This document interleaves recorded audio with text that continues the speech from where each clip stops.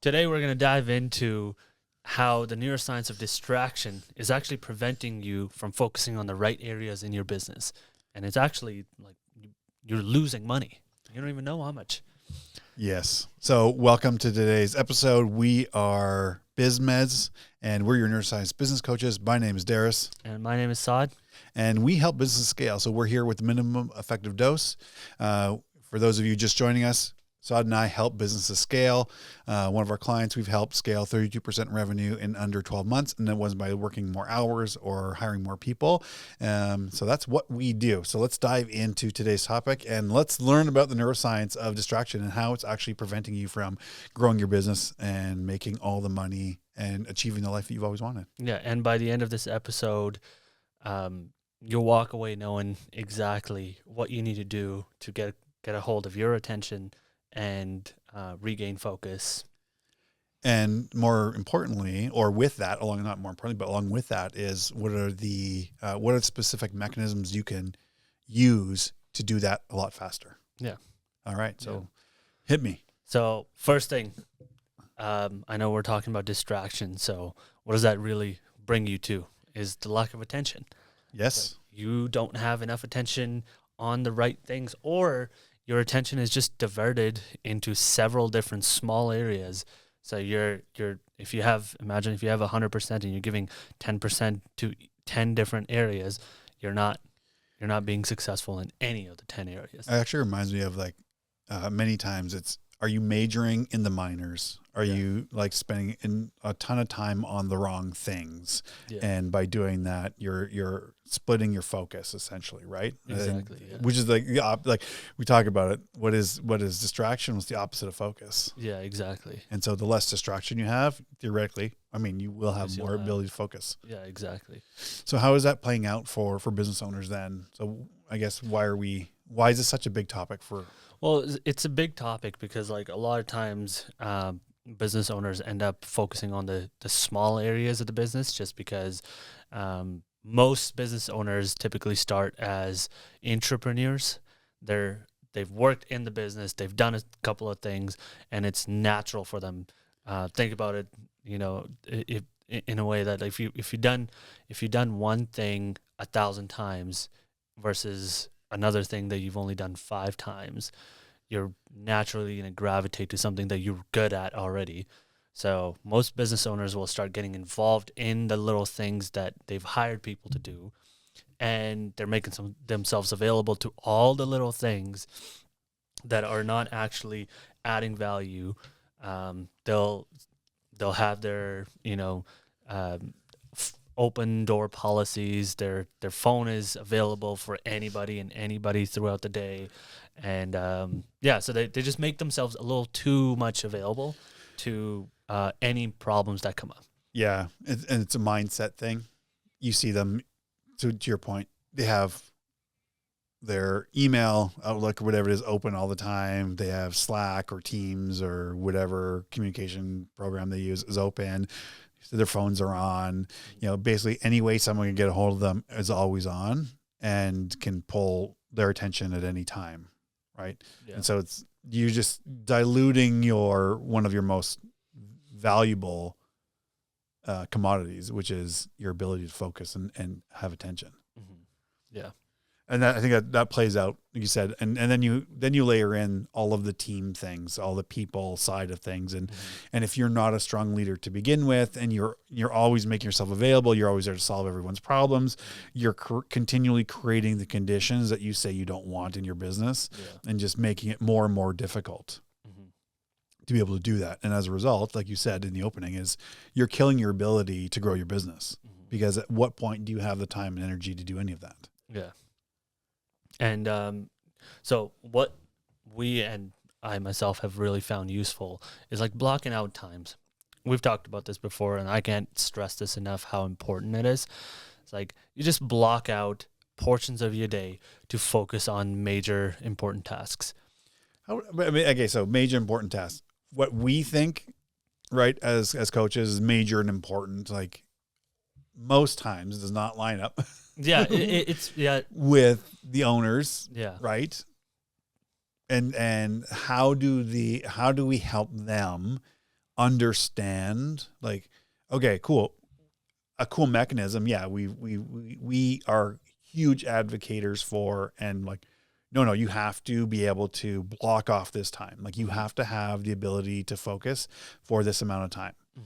The layer of that supports that is, okay, what is the what? Like, how do we help them kind of figure out what it is that they actually need to be working on? Yeah, what you just said, like you could also actually flip that on its head and block off time to answer people's problems, Yes. right? Because and then anything outside of those problem solving and putting out fires, you focus on how do you grow your business. Yeah. How do you land more work? Yep. What do you need to do to improve your product if you have a product? What do you need to do to, make sure that your clients are willing to continue growing with you instead of, exploring other opportunities? So Yeah. Okay. Yeah. So that's one. I like that idea. You flip it on its head a little, you invert it a little bit and say, okay, you can block those. So you basically are taking the idea of,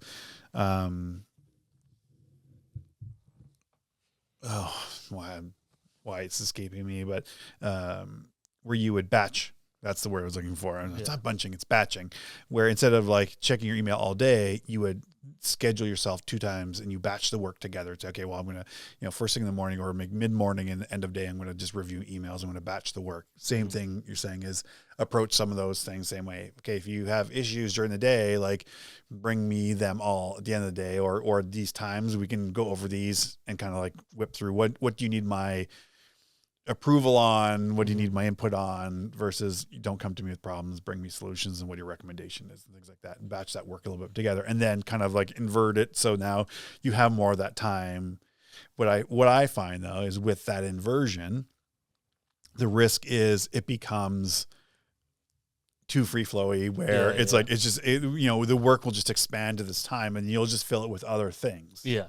So I think you have to then layer in those specific times to identify how specifically you're going to address those things. Yeah. So the framework I would recommend in that is this the framework of constraints, right? So like if you think about it, like identifying the major constraint in your business and then like throwing your resources at solving that is going to give you the best, as opposed to, again, the whole premise of this episode was, how the distraction is kind of like keeping, like the neuroscience of all that is with same thing happens if you're trying to solve 5 different things in your business, right? You're diverting all the resources, your energy and your focus across those 5 things versus what is the one constraint? Yeah. What is the one thing that you can solve and you solve that, right? That's why we have that in our scaling playbook. Yeah. Is that is the key part of that is you have to ditch the stupid work, the wasteful work that's distracting you, and then you have to bring it all the way down to one thing. Yeah, exactly. Yeah. Focus on X. Yes. Yeah. Solve for that constraint, solve it, and then move on. What's the next one? Yeah. Right? Do you have lead acquisition? So is it like your front end funnel of keeping your thing? Do you have a sales? Is it your ability to convert and at higher prices and things like that? Like what part of what stage is actually the constraint in solving, or is it a delivery? Like if we have no problem having a lot of leads and we're converting really well, but our delivery is like, that's the thing that's holding us back from doubling the amount of revenue and sales and throughput that we have. Okay, well then we need to fix that so that we can continually turn the taps on the lead and sales side. Right. And then all other things that go around that go through that part. Yeah, exactly. And that kind of feel like transitions us into the next one, which is leverage, right? Most business owners are not utilizing the right levers to pull to leverage different aspects or different resources to make things happen faster. Will we talk about leverage? I mean, like, I think this is one of those topics that it's still difficult for people to understand. Because if you, like with us, like we talk about it all the time. So it's part of our common vocabulary. We understand what we're talking about with leverage. And I don't know that, like we say it, I think we just assume that when someone's listening or watching, they're going to understand what we're saying. Maybe we want to spend a little time, like, so when you're talking about leverage, like what is it that you're trying to help them understand that they need to be doing? Yeah, so leverage from my perspective would be, how can I spend 1 hour to get 8 hours worth of results out of it? Yeah. Or how does my output outweigh the input? How can I do the most for less? Right. How can I get more and more output Mm-hmm. for the same or less and less input? Mm-hmm. Right. And the whole idea, like from a visual, it's been used a million times, right? Like if you have a lever and you have a fulcrum, right? So if you're trying to move an object, the longer lever you have and you have a fulcrum, like it takes me less energy to pull that lever to move the object. And that's wholly leverage comes from having a lever. Yeah. And so the idea is, again, less and less energy or input to get more and more output. Exactly. Is that. And I think that's usually a really like difficult thing for business owners that they haven't thought around that, to start thinking in that frame of mind, is that, oh, how do I, like, what would be the leverage? Like, what would be the thing that solid? Because you obviously don't know what you don't know. Mm-hmm. And so it's like, how can I think of a thing that I don't know exists? And that's where you have to go out and start, you being resourceful around like questioning and using all the resources at your tips, like whether it's a web search, whether it's AI or whether to like start questioning, like, well, how could I solve this? Not the how do I, but how could I solve it? Asking your team, sitting down and saying, okay, like, here's an issue. Like, how could we solve this? And you start to draw on a lot of other people's experiences and thoughts, and that will start kind of like get things going to like, how do you do that? Yeah, exactly. Yeah. Which is, leverage is, we love leverage. Leverage is fantastic because it allows you to do more and more and more with the same or less resources, whether that's time, whether it's money, whether it's, energy, all those things like are really important. And in the world of business, like those are your main currencies. Yeah. So, So building off the previous problem, the lack of attention. Yep.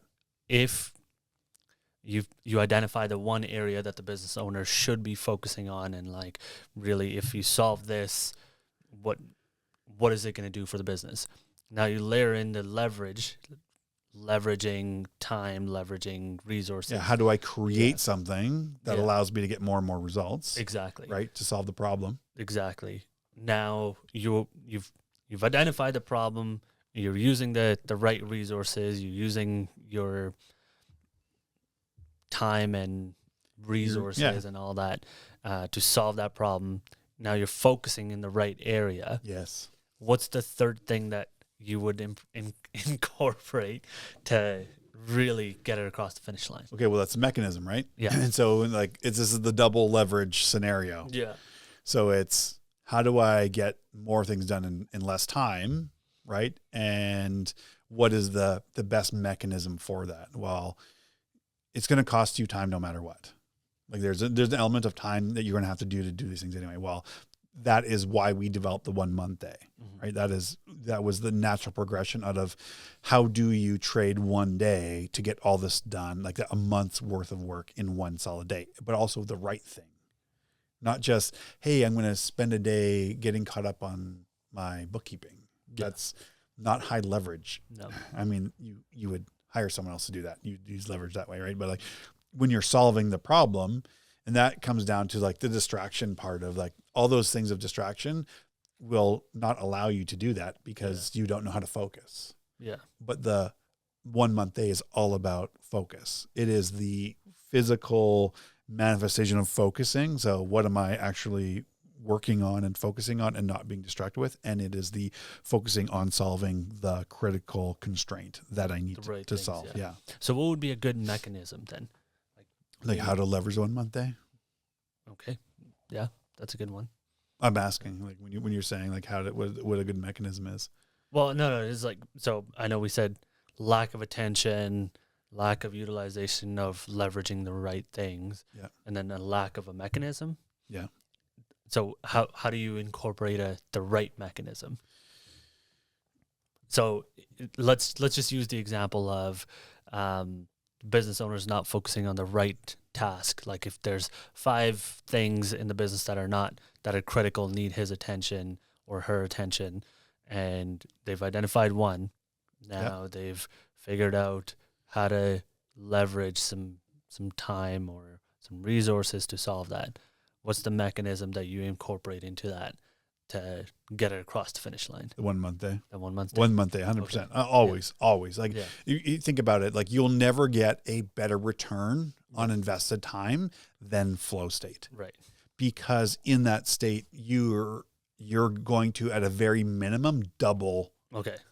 So the mechanism would be flow state. Flow state in a 1 month day. Right. Right. Like, so it's so just flow state. Cause like we talked about this before, like for those of you who don't know, like you get into flow state playing video games. So flow state in and of itself isn't the solution. Mm-hmm. It's the flow state within the framework of the 1 month day, because now we've broken it down and shown you how to actually create the most amount of leverage to solve that problem. Yeah. Right. And it's not just 1 month day. It might be actually a couple 1 month days, but the idea is like, given your current path, like you're always going to pay the time. Yeah. You're going to pay that time no matter, you're going to spend that time doing whatever. And given your current level of results, it's probably going to be the same stuff you've been doing and the same level of non-results.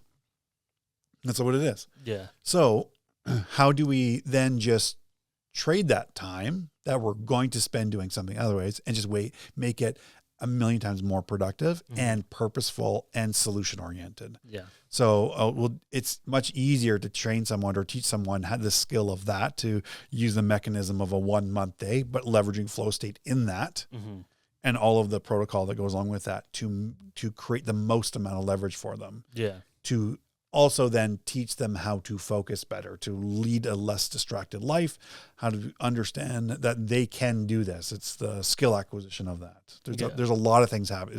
We can unpack a lot there, but it's trying to keep it really focused for the sake of this conversation. And I feel like once you have all three, there's the fourth thing, which is the most obvious thing, is like now just actioning on it.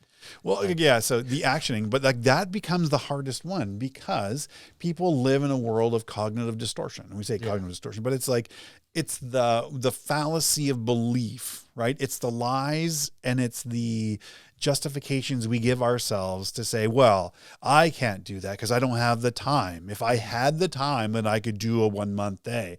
And you are now stuck in what's called the when then fallacy. So when I have the time, I will do this, but you're actually flipping. It's an infinite loop of self-justification, and allows your brain to stay safe and never do the thing because it's going to feel uncomfortable. So your brain doesn't want you to be uncomfortable. So it's going to protect you. So you say, well, when I have the time, well, the whole thing that you need. So the 1 month day is the thing that you need in order to have more time, because it helps you solve the problem that you have to gain more time. Yeah. But you don't want to spend the time. So you will not move to action because you've convinced yourself that you don't have the time or you can't do that because of this. It's like, oh, well, I'll start going to the gym when I feel better. Well, you need to go to the gym to start feeling better. Or I'll go to the doctor when I feel better. Like, or I'll start saving money when I start making more money. Yeah. Yeah, exactly.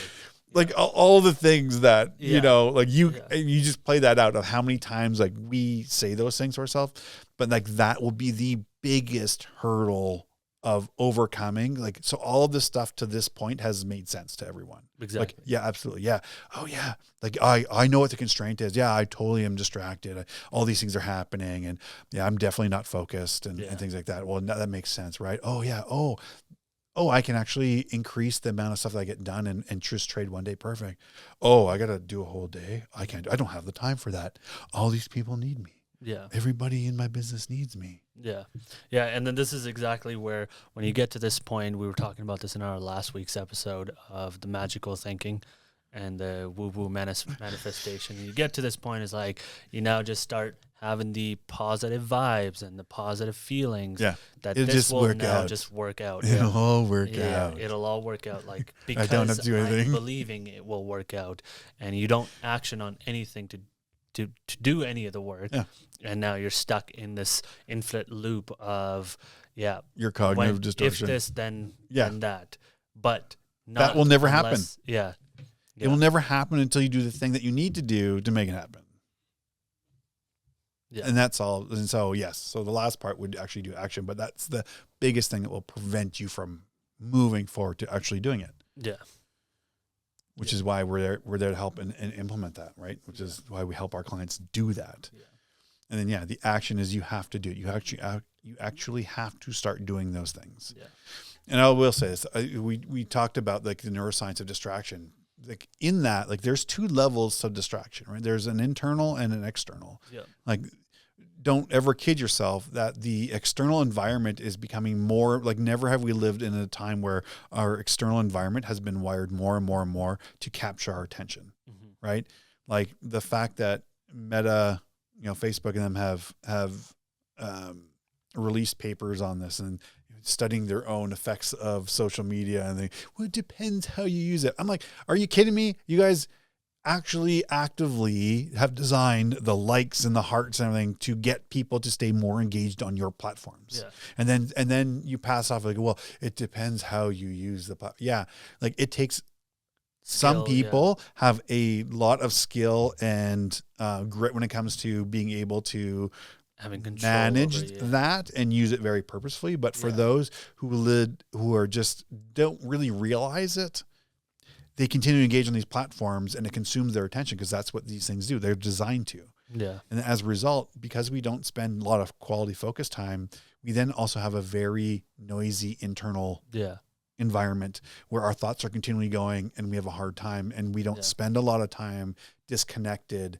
And so we have a very noisy, and then we can't even think of the time where we've had to sit with that and regain the skill of focus and attention. Yeah.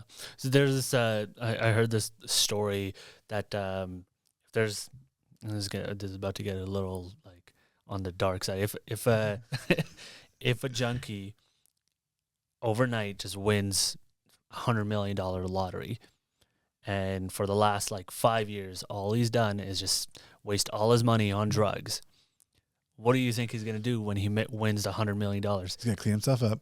He's going to turn that $5 million into $5 billion. Exactly. Yeah, exactly. He's just going to become the best, version of himself. No, because he's not actioning on any of the things that he wishes he could be. Yes. He is continually staying in the safe where his brain is scared of change, and is preventing him and protecting him by keeping him in what he is, what is known to him and what is comfortable to him. Yeah. So, and just like those who have worked and created opportunities will continue to create more opportunities. Exactly. Right. And the opposite, like if you immediately now get like 1,000 hours extra in your day, are you really actually going to action on the things that you're saying that I'll do this when I have time? Exactly. You're not, just because you're not making time right now.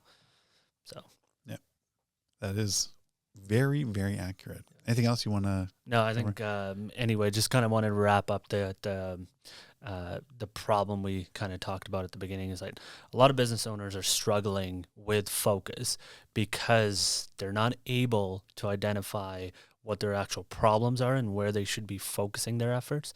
They're not leveraging the right tools and resources and utilizing their time. And they're also not, even if they have those two figured out, they're not following through with the right mechanisms and actioning on it. Yeah. So your minimum effective dose is, I think, sounds a little similar from the last week one. Stop being fucking lazy and just do the shit you need to do. All right. You lazy bastards. Yeah, exactly. Black shirts on. Yeah. I mean, we go back to the first one. A lot of them is you're distracted. You, for whatever reason, that continues on, whether you're aware of it or you're not. Comfortable. Most business, it's not like you've planned to be distracted or you planned to do this, right? It happens. Yeah. And for multiple reasons. One, you do the best you can with what you had at the time, right? But we're here about helping you grow, and sometimes that growth is like you have to adopt a new identity now. Is as a business owner, you're scaling. Like what got you to this point isn't going to carry you forward. So like, yes, in the early days when you had a smaller team and you needed to make rapid decisions and there was a lot of kind of back and forth, Okay, that's cool. But as you grow, like you cannot operate like that. Like it doesn't operate the same way. You have to adjust. You have to find ways to solve those problems, those constraints now. Yeah. Right. And you have to do that. You have to now leverage your time in a much more effective way to be able to do that. You have to put up more boundaries to your time and your energy to save that for the actual constraints. And that's why we hire people. We leverage them to do the other things that we need to do. And so at the risk of kind of like repeating ourselves, and then the most effective way you're going to be able to do that is leverage the 1 month day and flow state within the framework of the 1 month day to condense time frames. That's the whole idea. Is you don't want to, why take 5 years what you can do in one? It's going to take the same amount of energy. We're just condensing that energy that you're exerting to do that. Yeah.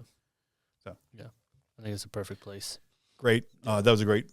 Thanks for that. And thank you for everyone to joining for today's episode. We hope you learned something. If you did learn something, if you learned anything at all, even if it was one little thing, even if we made you laugh, just share it with someone. Let them have the joy of our banter in their lives. Don't be a hoe. Share the show, as Andy Frisella always says. We appreciate that. To our mothers who've been steadfastly behind us the whole way, thank you. Sad's mom, love you. Mama, thank you, love you. And everyone who's been along the whole journey, who continue to show up week after week to watch these episodes and suffer with us sometimes and celebrate with us. Thank you. If you just joined us, again, we're BizMeds. My name is Darius. My name's Saad. And we're here for the minimum effective dose for your business and helping you dispel the myths and help you learn the neuroscience to scale your biology, to scale your business. And with that, remember, you are just 1 day away from the life you've always dreamed about. We will see you in the next episode. And quickly, just wanted to add, for those, I know we've dropped the word 1 month day in this episode. For those of you that are new, just check the link below.